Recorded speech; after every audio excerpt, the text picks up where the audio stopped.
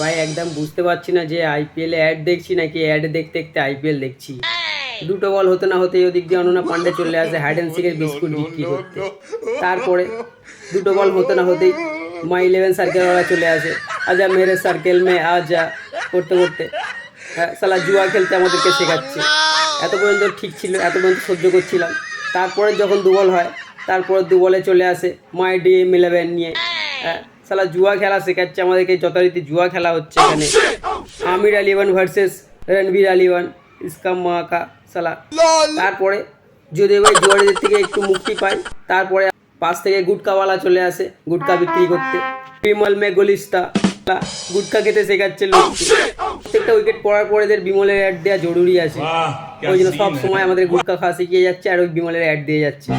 আর তারপরে যখন এরম করতে করতে ওভারটা শেষ হচ্ছে, ফটাক সৌদি দিয়ে কার্তিক আরিয়ান চলে আসছে ম্যান ফোর্সের অ্যাড নিয়ে কন্ডম বেচার জন্য। তাহলে এসেই শুরু করে দেয় অলওয়েজ আপনার পার্টনারশিপ পুছো, মানে আপনার অলওয়েজ তোমার সঙ্গীত থেকে জিজ্ঞাসা করো। লোক সালা নিজের ফ্যামিলি বাচ্চাদের সাথে নিয়ে বসে খেলা দেখে, হ্যাঁ ওই সময়ও নিয়ে ম্যান ফোর্স নিয়ে চলে আসছে। তোমার সিচুয়েশানটা একবার বুঝতে পারো। হ্যাঁ ফ্যামিলির সঙ্গে দেখি, তোমরা কি একটু বুঝতে পারো ওই সময়টা কী অবস্থা হয় আমাদের। এদিকে সালা দোকানে যখন লোক কিনতে যায় তখন সালা লজ্জাতে নিতে পারে না, এদিক ওদিকে এরকম তাকিয়ে 1000টা বাহানা করে তারপরে নেয়।